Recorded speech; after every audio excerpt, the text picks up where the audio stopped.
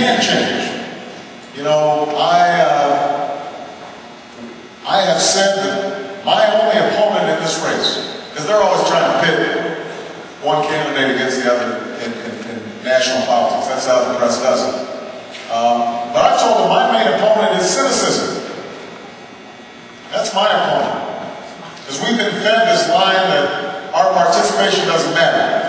That government, especially in Washington, is just for the fat cats and the special interests. The oil companies are going to write the energy bills. The drug companies are going to write the drug bills. We're not going to have much input into it. And I have said to people, don't believe that. Don't buy into it. Every single time that we have made progress in this country, it's not because changes come from the top down. Because it's come from the bottom up. And the reason we don't have slavery today is because abolitionists organized. The reason the women can vote is because suffragists decided, you know, some woman looked across the kitchen table and she said, I'm smarter than that guy. You know? If he can vote, I can vote too. She went out, got mobilized.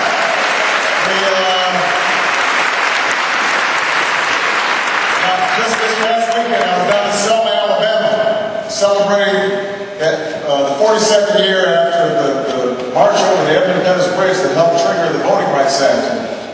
And, you know, people think that that's just a Black history celebration. That's an American celebration because it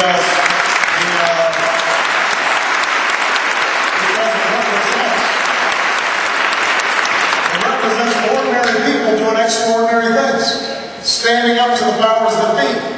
It's the reason we have unions in this country, the reason we've got a minimum wage, the reason we've got overtime. There's a bunch of ordinary workers getting together and said we're going to fight for a better life for ourselves.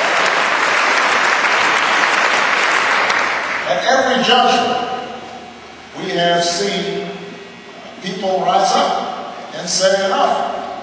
We can imagine America that's better than the one that we have right now. And we're in one of those moments right now. At this moment. And that's why we're here. And that's why I'm running.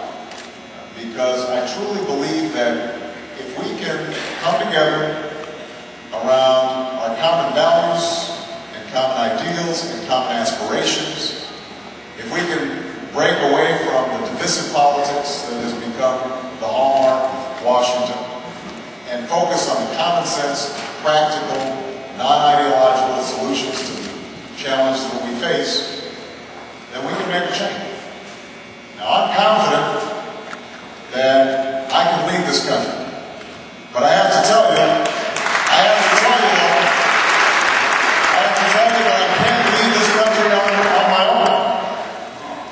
You know, there are going to be times where I get tired and I have doubts and I make mistakes. But the thing is, when 1 million, 2 million, 10 million, 100 million people in America decide we're going to change, we change.